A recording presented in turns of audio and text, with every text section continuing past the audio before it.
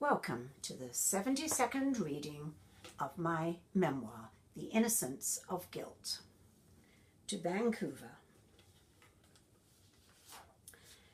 2 weeks into the new year of 1971, we packed our cases for the long-awaited journey to Canada. No visible tears from anybody as Brian and I said our farewells to Mum and David. We could have been travelling back to London in our little Chelsea flat for all the emotion we showed. We were all relieved the waiting was over.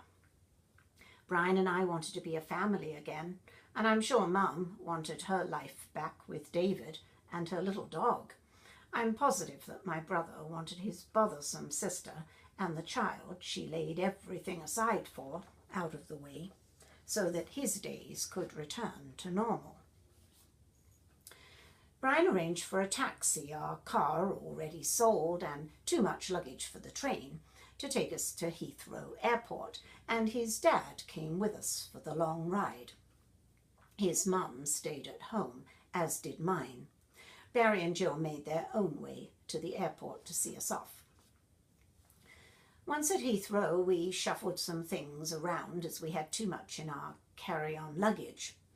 After the sorting, we found that Karen's favourite doll had been put in one of the trunks destined for the hold.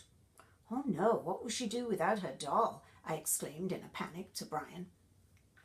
His dad was so concerned for her. He went to one of the expensive airport shops and came back with a cute yellow stuffed bunny rabbit dressed in a little red jacket and brown trousers. Karen took to it straight away. That touching gesture of his momentarily warmed me to him. His behaviour made me suspect it wasn't altogether his decision to shut Karen out of his house. He obviously loved her, and as if aware of all the lost moments, a stuffed toy became his belated effort to make up for them.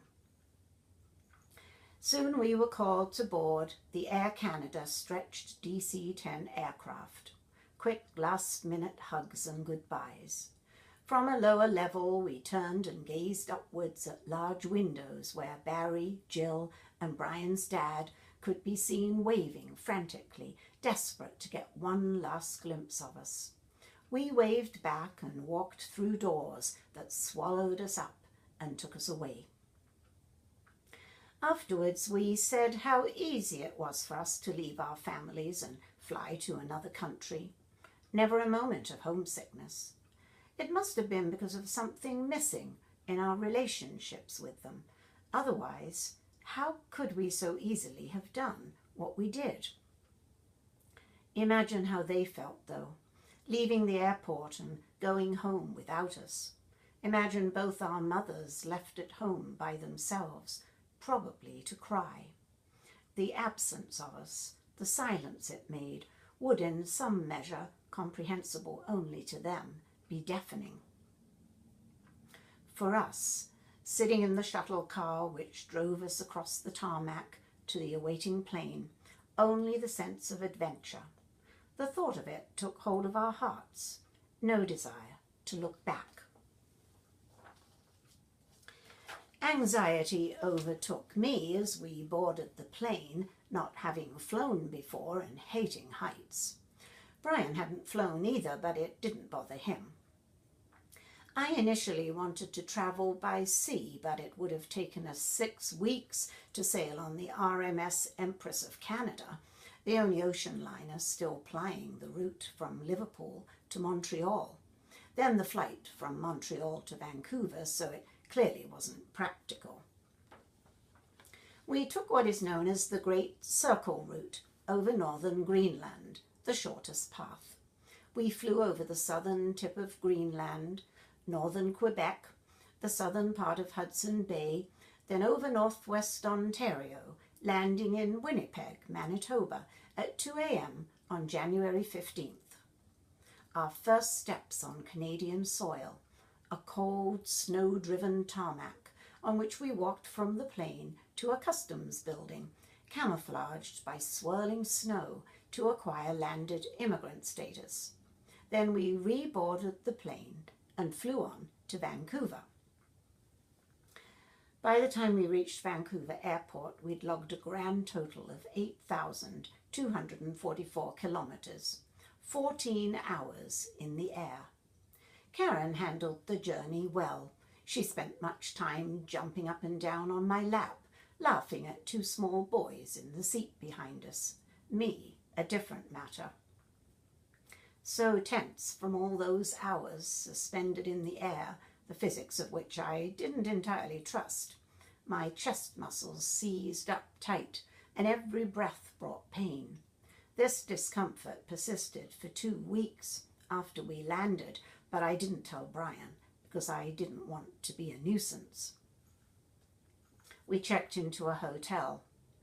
In the morning, we awoke to gaze out the window at the scene of a lone fisherman dressed in waders up to his hips, standing in a river of rushing water, our invitation to the beautiful new land we would soon call home. The hotel television set, with its strange faces and unfamiliar voices, also welcomed and drew us in. We were captivated from the start. When shown our first apartment, a cedar-clad walk-up in Lynn Valley, North Vancouver, we asked if we could look at something smaller. We were assured it was a typical 2-bedroom apartment, a galley kitchen, 4-piece bathroom, gleaming wooden floors throughout, living room fireplace, and sliding doors leading to a deck. Such luxury. We took it, not thoroughly convinced we needed a place that large. Apartment residents invited me in regularly for coffee, and I soon discovered that coffee in Canada didn't mean simply a beverage to sip, but an entire plate of cookies or slices of cake to munch on as well. Forget lunch if you were invited for morning coffee. You wouldn't have room for it. Vancouver welcomed us not only with friendly neighbours, but with the most incredible snowfall. It broke all previous records and crippled the city for some weeks. Not used to such a large amount of the white stuff, the city didn't possess enough snow removal equipment to deal with it. Everybody around us complained bitterly, but we were enthralled. We took photos daily of the 3 small fir trees outside in the courtyard as snow crept up them inch by inch until we thought they would be completely covered. The day our furniture and other belongings arrived, we were so excited. But I could hardly believe that the small container parked outside the apartment on a flatbed truck held all our worldly possessions. I panicked, thinking surely the moving company must have lost some of them overboard. They now lay at the bottom of the ocean, as irretrievable as the Titanic. My fears were unfounded. Little by little, I made an effort to adapt to the Canadian way of doing things. I tried to forget I came from England and learnt to trust the culture of my adopted country. "Are you from the old country then?" people asked, but at first I had no idea what they meant. I'd mutter something, be embarrassed and blush.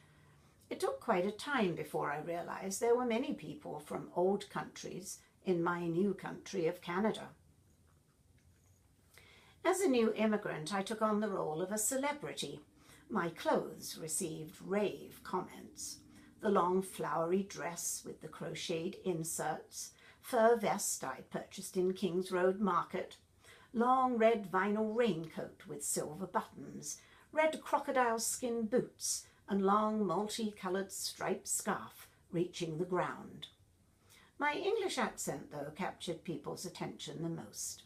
They were always asking me to repeat sentences as if I wasn't already speaking their language.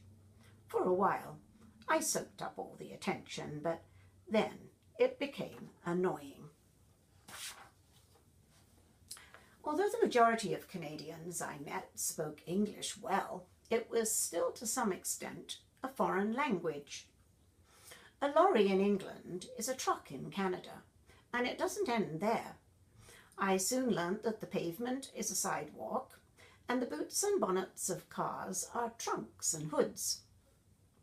A fire engine is a fire truck. An estate car is a station wagon. A queue is a lineup. A film is a movie. Chips are fries. Crisps are chips. Biscuits are cookies. Tins are cans. And the works isn't a factory, but everything on your sandwich, as we found out when we ordered a cheese sandwich for Karen and found strange ingredients in it she wouldn't eat. One embarrassing moment occurred when we told somebody we'd knock them up, meaning we'd pay them a visit and literally knock on their door, but we didn't know its sexual connotation. Some people deliberately exploited our naivety. In a restaurant with friends, we asked why Canadians tend to cut their food up into tiny pieces on their plates and then put the knife down, transfer the fork to their right hand, and proceed to eat with it.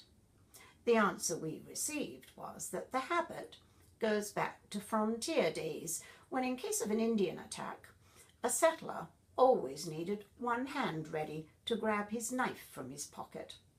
To this day, I have no idea if that's true or not. Probably not. Speaking of Indians, I couldn't wait to see my first real live one.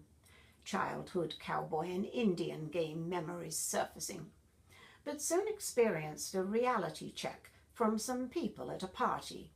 They laughed at my romantic notions.